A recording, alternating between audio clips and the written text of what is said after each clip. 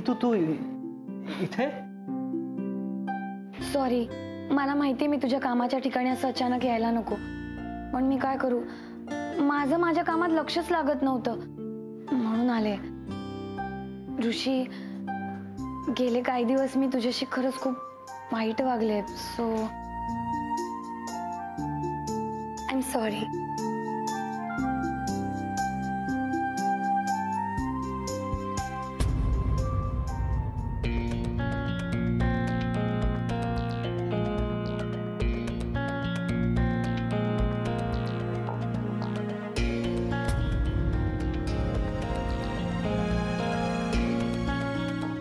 Ma'am. Kamini, hi. Hi. Sorry, मी असं न विचारता अचानक तुझ्या ऑफिसमध्ये आले, पण काय करू अगं, कामच असं होतं. सो अगं काहीच प्रॉब्लेम नाही, खरंच. Thank you so much. That's okay.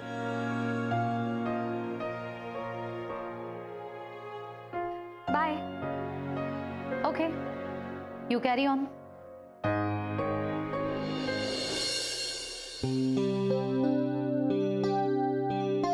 ऋषी, काल रात्री ना मी तुझ्या घरी कांदे पोहे द्यायला गेली होती, तेव्हा तिथे खूपच विचित्र माणूस होता. विचित्र तर सुम्या आहे. सुम्या नव्हता, कोणीतरी असा उंच कुरळे केसवाला, आणि खूपच विचित्र वागला तो. तुझे कोणी नातेवाईक आलेत का? अच्छा, म्हणजे विचित्र वागणारा माणूस असला की तो माझा नातेवाईक. चांगलं कन्फ्युजन काढले तुम्ही. तू व्हेरी गुड, व्हेरी गुड. तसं नाही अरे, पण तुझ्या घरी होते ना ते, म्हणून विचारलं कोणी नातेवाईक आलेत का. हो, माझेच नातेवाईक आहेत ते. इनफॅक्ट खूप जवळचे आहेत. नात्यात माझे वडील लागतात. परवा चालेल.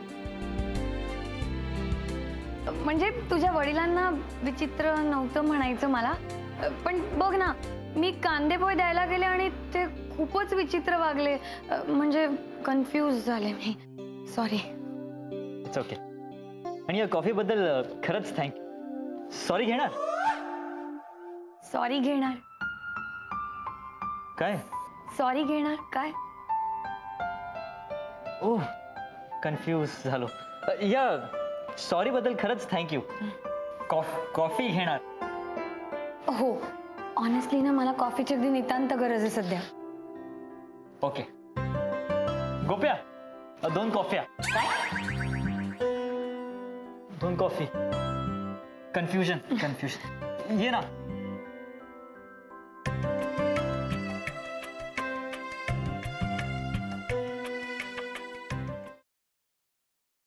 Be comfortable. थँक्यू.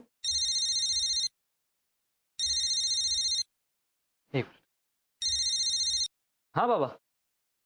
अरे तो सुम्या कुठं तडमडलाय काय कळना झालं, आणि मी एकटा बोर व्हायलोय घरात म्हणून फोन केला तुला. तू कुठे आहे रे? मी ऑफिसमध्ये. लात मारते ऑफिसला.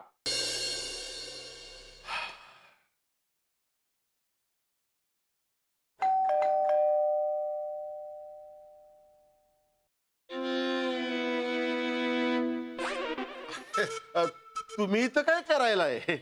हे माझं घर आहे, तुम्ही इथं काय करताय? नाही, पत्ता चुकलो होतो म्हणून तो विचाराय बेल वाजवली तर साक्षात तुम्हीच समोर. नाही हो, असंच जरा चालत चालत फिरत आलो. जाऊ का? थांबा.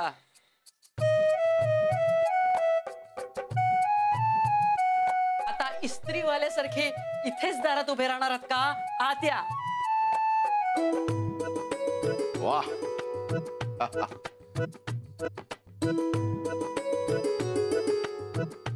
इस्त्रीवर ना आठवलं, कोणी एके काळी तुम्ही माझ्या कपड्यांना अशी तरल मुलायम इस्त्री करायची. बघूनच असा अंगावर काटा उभा राहायचा.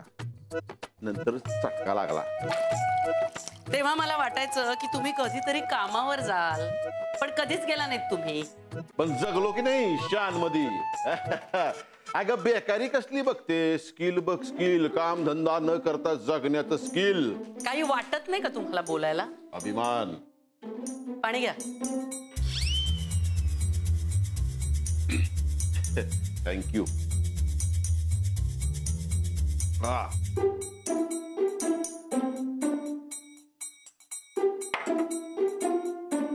वाईस जरा चहा मिळाला असत तर. धर्मशाळा आहे का? नाही, तिथं चहा नाही मिळत.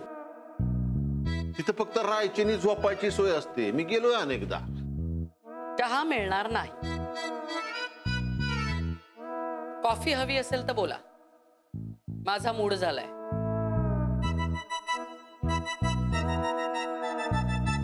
माझी कॉफी प्यायची वेळ झाली आणि चहा कॉफी असं 2-2 करणं मला जमणार नाही. नाही नाही, राहू दे. बसा बसा, तुम्ही आरामात द्या. थोड्या वेळानं जेवणाची वेळ होईल. बसा. काय राहायला चालत की काय? नाही, राहायचं नाही, राहवलं नाही म्हणून आलोय. काय बोलताय? आनंदाची बातमी आहे. दुसरं लग्न करताय की काय? वा, व्हेरी गुड. नाही, एवढी आनंदाची नाही, म्हणजे माझ्या लग्नाची बातमी द्यायला आलोय मी. रिशाच्या लग्नासंबंधी बोलाय आलोय.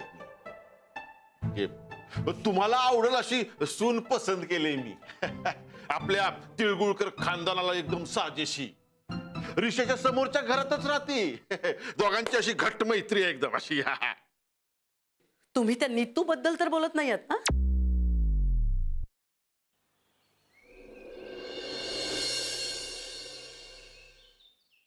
नाव काय म्हणाला तिचं? विसरले मी.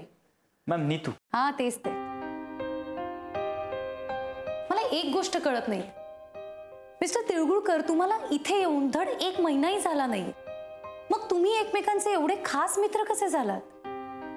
मॅम खास मित्र असं नाही आहे, एकदम नॉर्मल मैत्री आहे. एखाद्याशी पटकन मैत्री होते बघा, तशी मैत्री आहे आमची. तुमची आधीपासून ओळख नव्हती? नाही मॅम, कसं शक्य आहे? मी कोल्हापुरात, ती पुण्यात. हो, मला असं वाटलं की तुम्ही सोशल साईटवर भेटलात आणि मग तिच्यासाठी म्हणून तुम्ही इथे आलात. मॅम तुमच्याकडच्या नोकरीची जाहिरात वाचून मी ऍप्लिकेशन दिलंय. मग मला ही नोकरी मिळेल, मला घर दिलं जाईल आणि ते घर नेमकं तिच्या समोरचंच घर असेल, यावर माझा कंट्रोल नव्हता ना. राईट, ते तर झालंच. मिस्टर तिळगुळकर, तुम्हाला एक विचारू का? म्हणजे तुमच्यामध्ये फक्त मैत्री आहे की त्याहीपेक्षा वेगळं काही? नाही मॅम, असं वेगळं काही नाही आहे, नॉर्मल फ्रेंडशिप आहे. मी आपलं सहजच विचारतेय, कारण काय ना, प्रेम, अफेअर्स या सगळ्या गोष्टींमुळे ना माणसाचा फोकस बिघडतो. त्याचं कामातून लक्षही उडतं आणि मला हे अजिबात आवडत नाही, म्हणून सहज विचारलं.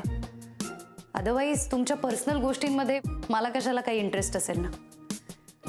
मॅम तुम्हाला एक विचारू, आणि जर आवडलं नाही तर तुम्ही उत्तर देऊ नका. विचारा ना. मॅम तुम्हाला प्रेमात पडावं असं वाटतंय का?